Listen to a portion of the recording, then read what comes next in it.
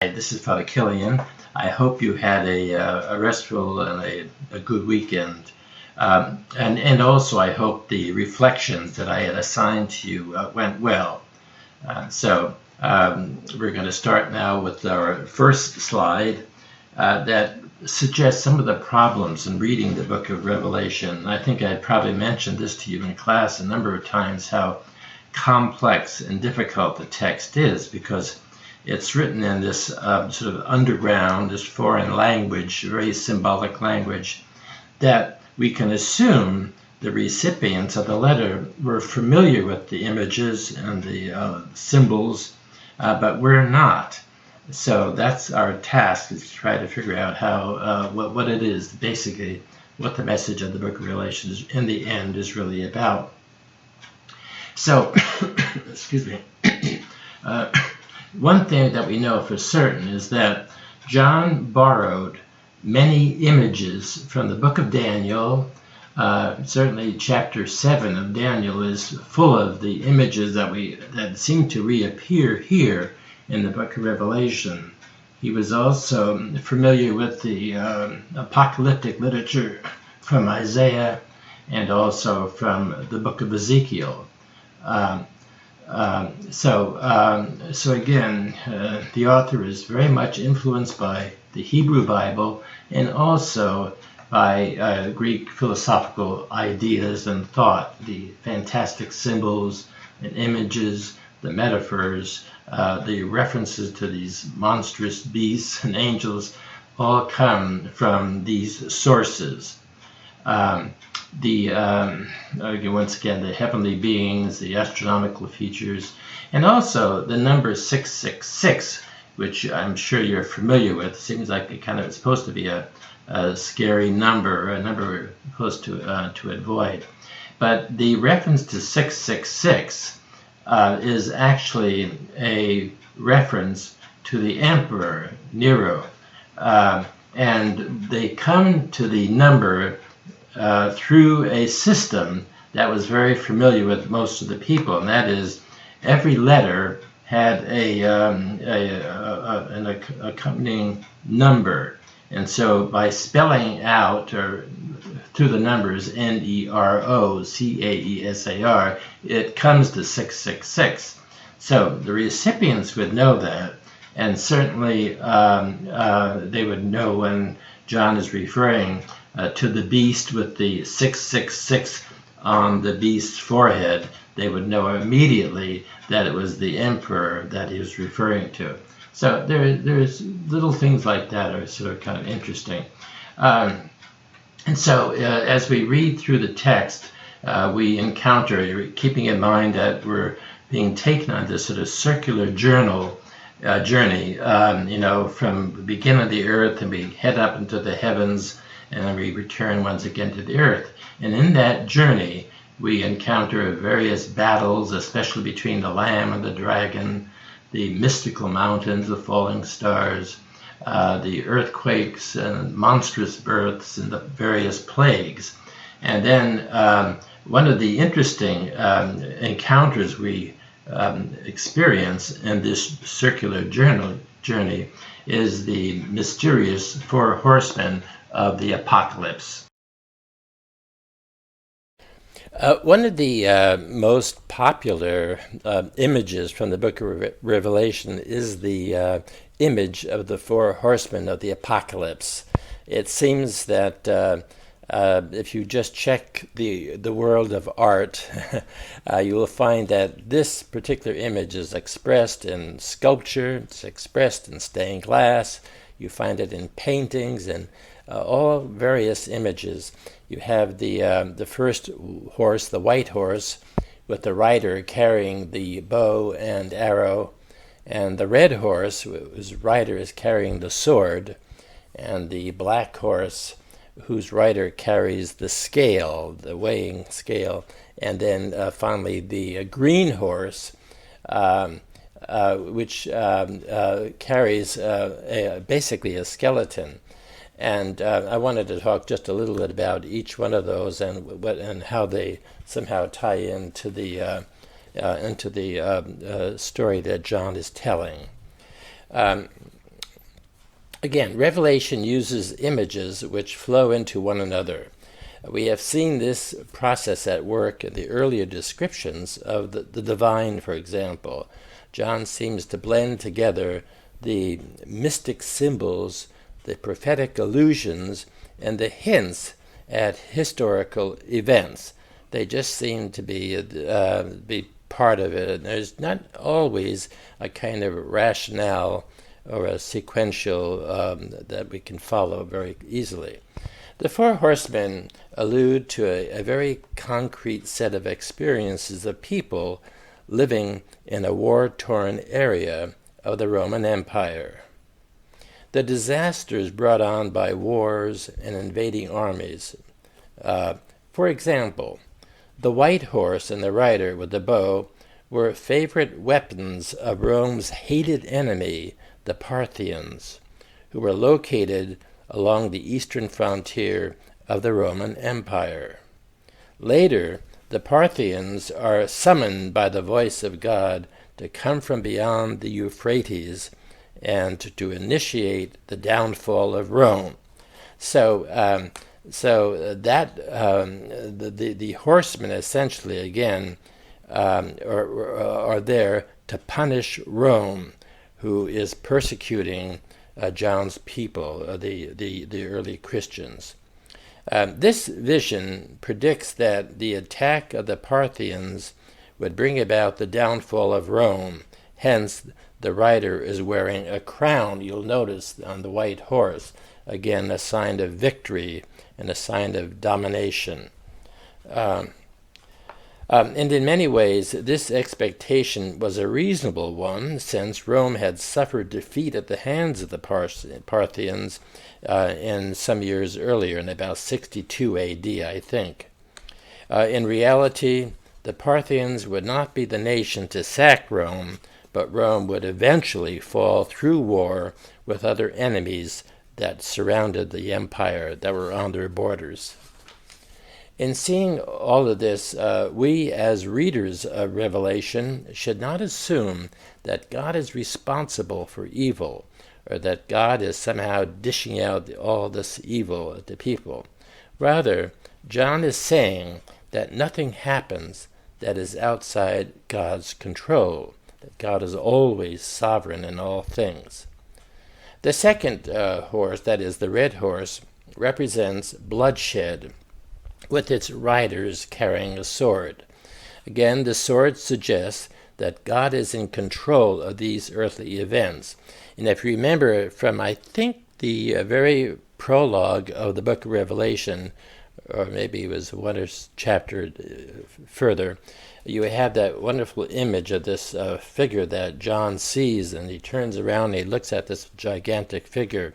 And the figure with the white robe and the sword coming out of its mouth was a symbol of, once again, representing power and strength and justice in so many ways. So the sword is a symbol of justice, even though it appears in a kind of a bloody sort of event. The suggestion is that the writer is taking peace away from Rome, the hated enemy of John, and the people are slaughtered one after the other. This may be a hint at civil strife that oftentimes happens after war. So what we have here is a combination of events that actually happened and those that are being predicted. Keep in mind that most of these images of a company of horsemen reflect John's familiarity with the book of Zechariah. That pictures riders of different colored horses sent out to range the earth and to punish those who oppress the people of God. The prophets also picture the horrors of war, famine, plagues, and wild beasts as punishments from God. That's the prophet's interpretation, that these plagues, these wars, are essentially God punishing God's people. And I can remember so clearly when we experienced 9/11, when the planes went into the towers in New York City and into Washington, D.C. I remember so many people were saying, this is certainly God's vengeance on a sinful people. This is God's doing. And so I think there is that bit of danger of thinking along those lines. So I just want to reassure you that that isn't the case, certainly. And certainly what we're experiencing today, this awful, awful coronavirus that's affecting so many people, it's such a tragedy. That we should not see this, that this is God's punishment on a people that are somehow disobedient or that are evil or that are needing punishment. That isn't the case. And that was not certainly the case in John's thinking, although many people interpret the book of Revelation along those lines. The prophet also pictures the horrors of war, famine, plagues, and wild beasts as punishments from God. But, for example, if you look at Ezekiel chapter 5, verses 12 to 17, you will see where God utters, or at least the prophet utters, a terrible curse, and how the destruction that follows will kill a third of the people by plague, hunger, a third by war, and the remaining third will be scattered in exile. Perhaps because there are so many more plagues to come, Revelation has its version of the Ezekiel curse carrying off a quarter of the earth. The third horseman image, that is the black one with the rider carrying the scale, reflects the disorientating economic effects of war that often lead some to starvation, and that's so true. The fourth horseman, the sickly green one, represents death by plague. You probably have heard that expression, at least it's an old expression that says, so-and-so, a person who is sick, is looking a little green around the gills. And it's true. People take on a kind of a greenish tone, and I think that's what the author of John was suggesting, that sickness and as the result of the plague would bring about many deaths. All of the evils brought by the horseman referred directly to common experiences in the life of the region at that time through its combination of prophetic images. If you glance at our next slide, it's important to remember that the historical time, the historical context in which this was written was first century Roman Empire.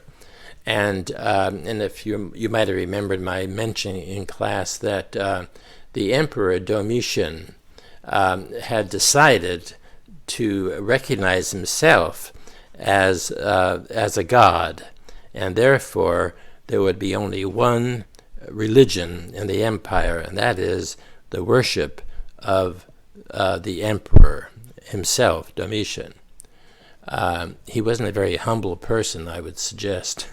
The governor of Bithynia, that is Pliny the Younger, was the one who I suppose would be like the one that made the announcement that all Christians must renounce Christ or face the consequences. And I think I also mentioned to you that the early Christians that lived within the 7 churches off the coast, right on the coast of Asia Minor, were essentially the focus was on them, and they were the ones that were resisting this new sort of religion. They were staying faithful to the religion of Jesus, and that's what John was encouraging them to do. So Caesar Nero was again the first Roman head of state to torture and to execute Christians at an earlier date, and so it's coming back on them once again. So they're familiar what their ancestors had experienced at an earlier time. On this next slide, again, all of this begins the context is at a time when the early Christians were under such pressure by the emperor himself, who has declared himself a god and therefore outlawed all religions. So the journey itself begins in the real world of exile and suffering, and then it moves on to a visionary tour of the spirit world, to the fall of the satanic powers, to the final triumph of Christ at the end of the text. This journey returns to earth and addresses the final instructions to John's contemporary audience. And you see that if you take a quick look at chapter 22, that's the last chapter in the book, verses 6 to 21, you can see the promise and the triumph and the victory of Christ, and the domination and the destruction of evil in the world. An individual that plays a role throughout the whole of the book of Revelation is the angel Michael, the archangel Michael, and Michael was considered to be the guardian of Israel. He was considered a great prince. And so John is using Michael, calling on Michael again. The recipients of John's letters and John's messages would have been familiar with Michael. They would have recognized him as Israel's guardian. And so he's reassuring them that Michael is there to protect them, and to watch over them, and to guide them on their way to eventual triumph. What I wanted to do to wrap up this particular section was to share with you some ideas I have about the overall text itself, some of the characteristics of the book of Revelation. And it seems to me that there are sort of 9 pretty clear characteristics of this book. Number 1, there is about the text a universality that seems to be present there. That John is not just talking about a small group of individuals who lived in these 7 little sort of sections which is present-day Turkey. But his message was worldwide. It was universal, encompassing the whole of human history, not only those that are in the future ahead, but also those who came before us. The text itself surveys events both in heaven and on earth, and the spirits, peoples, and nations are all in conflict of cosmic proportions. So the book itself is not narrowly focusing on the plight and the suffering of a small group of individuals, but there's something much larger, much universal about it. Another characteristic is the cosmic dualism. Greek philosophical worldviews of matter and spirit are very much at play here in the text. The universe is divided into 2 opposing domains: the good and the bad, the spirit and the flesh, the righteous and the evil. Human society is influenced by unseen forces, angels and demons. A 2-level universe, the upper world and the earthly world. And so you have that dualism that seems to be pervasive throughout the whole. There's always the good and the bad, and the just and the unjust. That theme, you'll notice, is certainly one of the characteristics of the book of Revelation. A third characteristic is what I would call the chronological dualism. We have here essentially 2 periods of history that are mutually exclusive. You have the current wicked age, which John addresses, an age that's essentially too evil to reform. And one thing to keep in mind as you read the book of Revelation is that there doesn't seem to be any sort of possibility of reform or repentance, or, if we kind of change our ways, things will turn around. There isn't that. Everything seems to be pretty well set, like on a railroad track. There's no veering off. Once you're on the track, that's the way it goes. So again, there is this present, current wicked age, and there's no possibility of reform for them. But the future age will be the age of perfection. That's when God's justice and will rule. That is in the future. So there's always that sort of looking toward the future. And you can see in those 7 letters that John sent to his disciples at the 7 churches that he was encouraging them to hold on, not to despair, because there would be that triumph in the future, that God's rule would triumph. And so we don't have any really clear historical progression from one period to the next. And I suspect that's why even today people are looking for this time to come.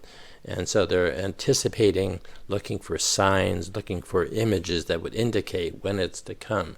But there is no clear historical progression from one step to the next. It's just this hope for the future.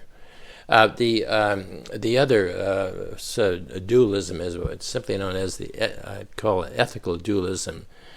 You have humanity in 2 opposing camps. There's the camp of spiritual darkness, the doomed victims of God's wrath, where there's no hope for repentance or no hope for restoration. And then there's the small minority, the faithful, who receive salvation and to whom the writer directs his message.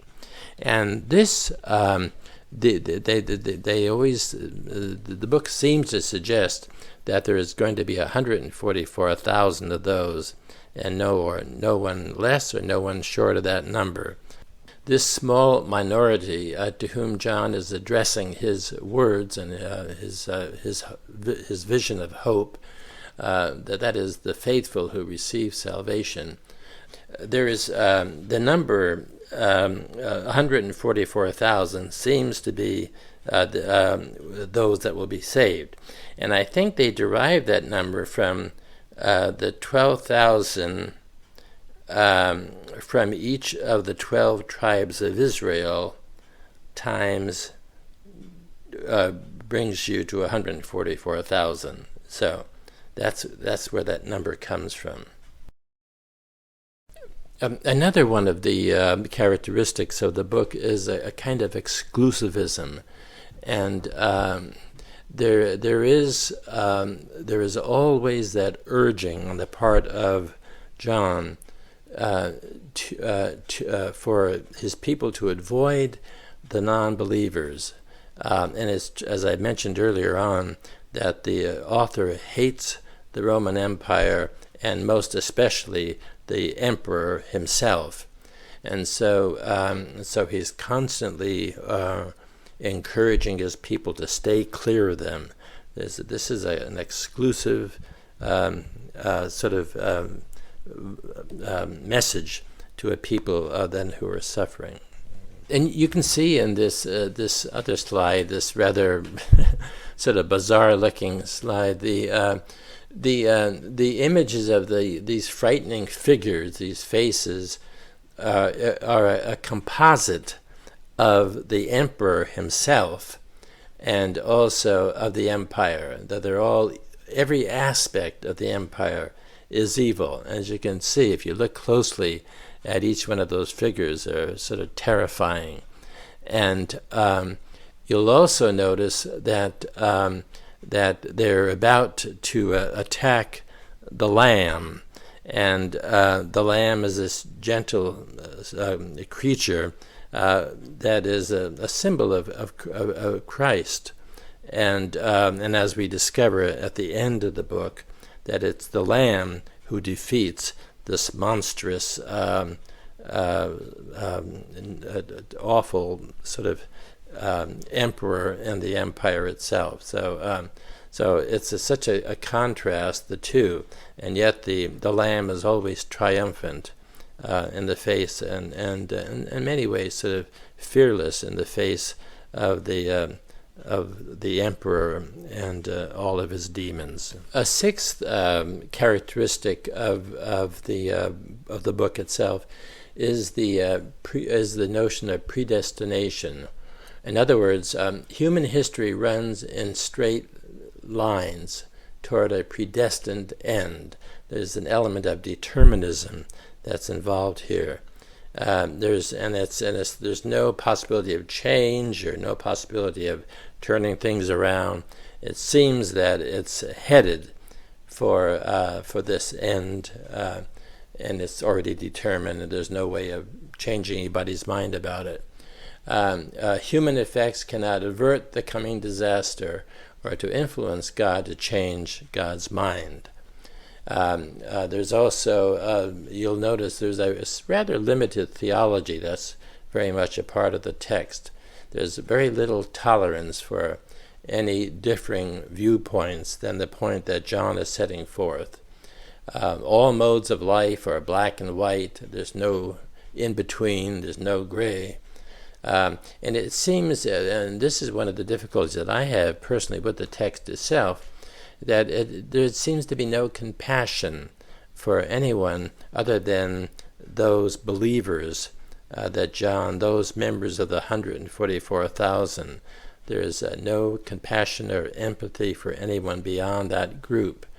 And of course, one's notion of God is that God, as we saw in the opening prologue of the book, that God is an enthroned monarch, one who is in complete control, an omnipotent authority of all things, who brings history to a violent end to demonstrate God's power, to confound God's enemies, and to preserve the few faithful.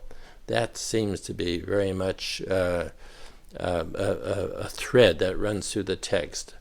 And in the process, most of creation is exterminated, afflicting millions with famine, starvation, and loathsome diseases. And it seems to me that this is an understanding and a vision that John had at that time. It's a moment of almost desperation. And sometimes we exaggerate in our fear and our terror, and I think that's what's going on here. It just it isn't a very good. But I guess on the one hand, John is saying that because of God's love for his people, and it was the same thing with the Hebrew people.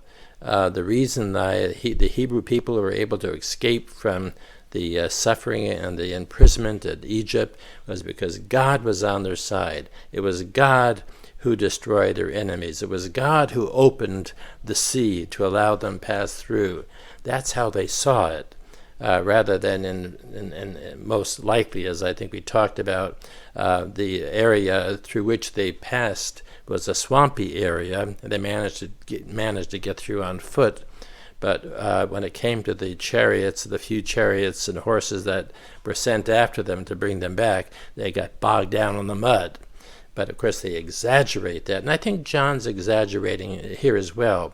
But I think what is at the heart of the text is that it's a text of faith and of hope, and that's why it's really important not to get overwhelmed by these awful images and these monstrous and these millions and millions of destruction of human life. I think that's John's sort of emotions that are coming out and reassuring his people of God's presence and God's love for them. The last couple of characteristics of the book, one would be this eschatological preoccupation.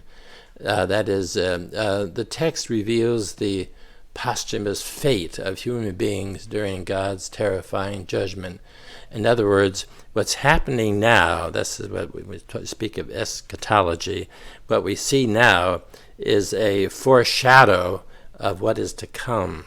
It's a small sort of symbol or a sign of what is going to come in the future.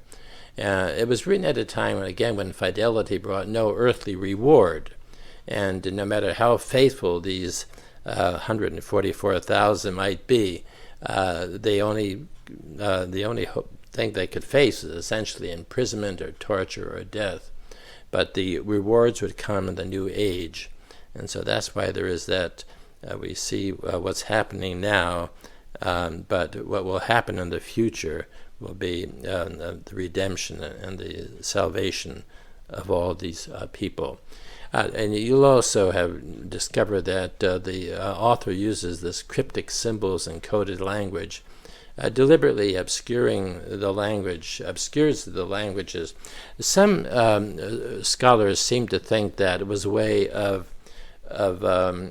sort of keeping from those on the outside from knowing what John was saying. It was like a kind of a secret letter that wasn't that others should not have access to, because it would only make things worse for them. And so the language is expressed. But I don't necessarily think that was the case, that they're simply trying to hide it. But rather, it was a symbolic language that the recipients would have recognized because they were Jewish converts, and they would have been familiar with the religious symbols and the history of their past. But nevertheless, it makes it difficult for us because it obscures the language and the message that John is attempting to express. It was written during periods of crisis and persecution. That was true. This is a really bad time, the early centuries of the AD. Images, symbols, and allusions would have been understood, again, by the original audience because of their own background and knowledge. And so John is using both the Judeo-Christian images and symbols as well as the pagan symbols. I wanted to, Brother Damien Joseph and I were talking earlier about what was going on in the world today. But I wanted to conclude and have you maybe just focus for a few minutes on the text itself, the book of Revelation, just keeping in mind that John was writing to a people that were experiencing great suffering. We probably have no idea what they were going through, but there was great suffering. And they were grasping for some sign of hope, something. And this is basically what John's book is about the book of Revelation. It's a statement of hope for a people who were experiencing trials and suffering and a great deal of anguish. And when we think about that today, I'm sure each one of you must be wondering about what's going to become of this coronavirus. What's going to become of us? Is it going to get worse? Are we going to find a cure? Are we going to find a vaccine to slow it down? How do we feel about so many people who are going to suffer gravely as a result of this?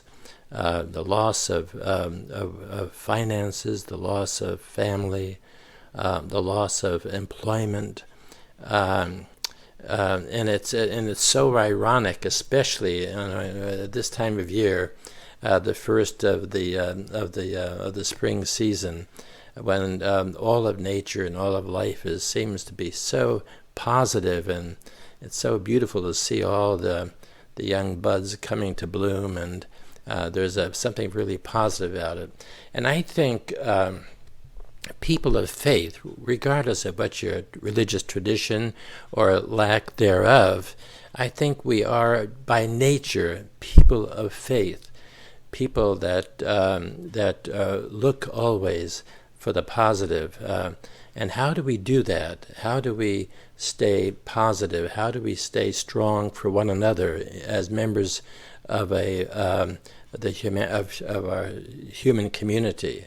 How do we support it? How do we support one another during this really awful time? And I think that's something that we really need to reflect on. And as I say, I think that's what's going on in the Book of Revelation, and I think that's going on in our own world today. And so, how do we best cope with it as members of the human family, as people of faith, Christians, Jews, whatever we may tradition may be? How do we express our faith and our hope and our trust that somehow good will come from all of it?